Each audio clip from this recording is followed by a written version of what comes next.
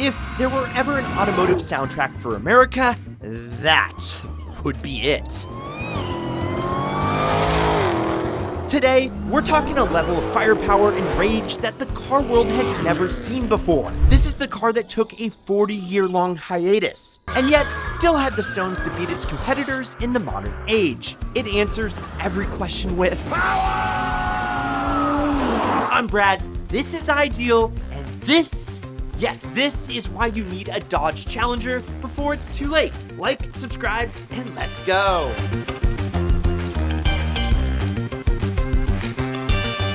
In 1970, the world was a different place. The Beatles had disbanded, the US was knee-deep in the Vietnam conflict, and America was yearning for a distraction. And in Detroit, the big three automakers were gearing up for what would become the unofficial finale of the horsepower wars in the early 1970s. But the Dodge Bros decided instead of simply facelifting an existing model and throwing in a massive engine, well, they'd come out with a completely new car all its own. A car that would become a legacy rooted in American spirit, the Dodge Challenger. A slightly smaller two-seater muscle car that divulged from the swooping whale shape of the Charger, but packed just as big a punch. And while its competition, the Mustang, and Camaro were cool cars, it was the Mopar that was the bad boy. It was the rebel.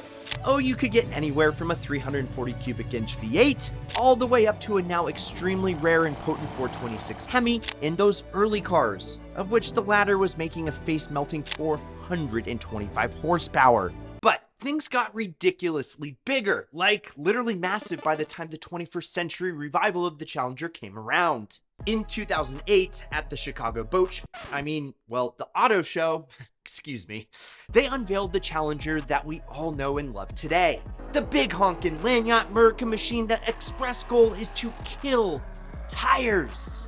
And Dodge saw an opportunity to compete yet again against the American muscle segment that included cars like the Ford Mustang, the Chevy Camaro, and the now deeply departed Pontiac GTO. Rest in peace, King. God, I miss the GTO. And while every one of those cars had their respective diehard community, none were as loud or crazy as the Mopar folks. Just like the Challengers, they all started parking in their driveways, and their neighbors were thanking them for some nice noises.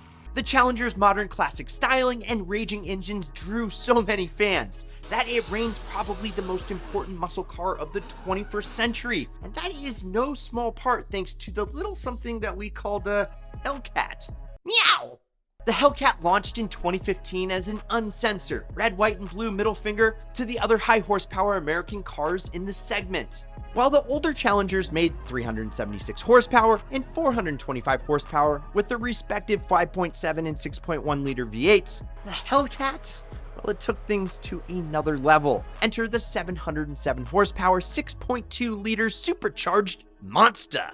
This thing set the automotive world on fire in the best way possible, sending the high-performance Shelbys and Z28s back to the drawing board. And just when cars like the Camaro ZL1 1LE and the Shelby GT500 caught up to it in the power department, the boys over at Dodge had been secretly cooking up another atomic bomb, the Hellcat-based Demon.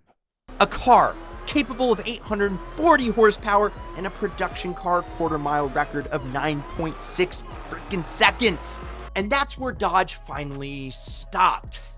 Now, I'm just kidding. Just this year, in a decade that was thought to be the age of electric, eco-conscious performance, Dodge, they stabbed right back with this 945 horsepower Demon 170, a massive land missile that seems to borderline illegal in its sheer power. But hey, that's just how Dodge does things. And that is just what makes this car so great, no matter the make and model. Dodge has never really cared about a cohesive package with handling and fuel economy and finesse. Hell no. We're just gonna throw another 100 horsepower on the table and walk away. Now that is straight badass. And yet, still, the addition of power never really diminished the driving experience of the Challenger. Because no, it may not have the track day chops of something like a GT500 or even a ZL1, but you can dial them into being really great canyon cars as well. Modern Challengers have multi-link front and rear suspension that, though won't put all the power down, it will allow you to tame the car and get it to move its hips through a windy road no problem. It's not a scalpel, it's a sledgehammer wrapped in velvet. Now, the interiors of the Challengers used to be very simple and bulky, but they were comfortable like a lazy boy. And in recent years, the higher trim versions have become really friggin' nice, for Dodge standards at least. I mean, look at this Hellcat Red Eye interior. It's actually pretty stunning. Step inside, and you're greeted with an array of modern amenities, state-of-the-art infotainment systems, plush leather seating, and enough space to make you forget you're in a car that could outrun basically everything but the gas pump. Of course, guys, let's keep it real. No icon is without its imperfections. The Challenger has its quirks and features like any other car, from the fuel efficiency figures that not even a mother could love, to the potential for rust in older models. It's got, well, what we call character here at Ideal. And if you're enjoying this vid so far, please like, subscribe if you're new, and let's give the mic to your favorite master tech, Trav, and tell you what's not quite so ideal with the Challenger. One of the common issues that plagues the Challenger is its power steering system. Creaking, clunking, and hissing noises at low speeds indicates imminent failure from stress on the pump. Seeing as it's a Dodge, they probably just sourced the pump from something that was never really meant to move the mass of the Challenger around. It's not a huge deal, but something worth taking a close look at. Another issue lies in the transmission department. Countless people have reported their automatic transmissions have really unpleasant and rough downshifts in both aggressive and normal driving. The good news is this is usually a problem with the transmission control module that was just programmed poorly from the factory, and luckily, a recall was issued to reprogram the modules and keep everything running smoothly. So, check those service records and make sure you get one that's seen the transmission doctor, or dealer scan tool, whatever. The electrical systems on these modern Challengers have a few flaws, like shorting out their own infotainment system after disconnecting the battery. Could be a coincidence since that infotainment system on its own, well, they've had quite a few issues over the years. And the totally integrated power control module that controls all sorts of stuff is not the most reliable thing that I've ever seen. Plus, Challengers sometimes don't like to take fuel. I know, right? Surprising for such a gas guzzler.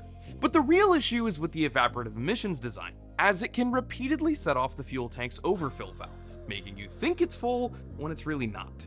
The design of the body makes it pretty hard to see out of. The blind spots are massive, but you get used to it. Lastly, not so much a problem with the cars, but rather their owners. Take off those yellow or pink splitter guards when you buy one from the dealer. It makes your Challenger look like hot bullshit. Okay guys, so here is my favorite part. We're gonna go ahead and look at the auction market for the Dodge Challenger. This is usually pretty straightforward, but considering the Challenger has two very distinct eras that are all like 40 years apart, we're just gonna stick to the modern Challengers for today, so let's do it. Here at the low end is the orange 2010 Challenger RT with the 5.7 liter V8 and an automatic. This can only be described as donk, I think? It has 100K on it and it sold for a criminally low $7,250. With a new set of wheels and some TLC, I think this car would go for more, but that's the low end example that we have right there. And now for the high end, we have a real treat. This is a 43-mile 2018 Dodge SRT Demon with the Demon Crate accessory painted in Dodge's billet silver color. It's got 840 horsepower and a supercharger that is literally as big as a Prius. This Demon sold for a whopping $242,000 at Barrett-Jackson, so obviously not your everyman's purchase, but it's still incredible. And for any of those higher powered Hellcats, Red Eyes, or Demons, you can expect to pay anywhere from the high 50s for an older Hellcat to 140 plus for a Demon. But don't worry, a solid early SRT8 will only set you back anywhere between 25 and 35 grand. As for the ideal Challenger, well, let's get into how we would spec our own perfect example. As much as I would love a Demon or a Demon 170 for that matter, near quadruple figure horsepower numbers is probably a little too much for the misses. But secretly, I would love one. So we would go for an OG Hellcat version with a completely responsible 707 horsepower. Oh, and it would have to be a manual. The best color is plum crazy, so boom, it's purple now. Obviously, we don't need a single engine mod for right now with the 6.2 liter behemoth under the hood, but we'd get it tuned anyway.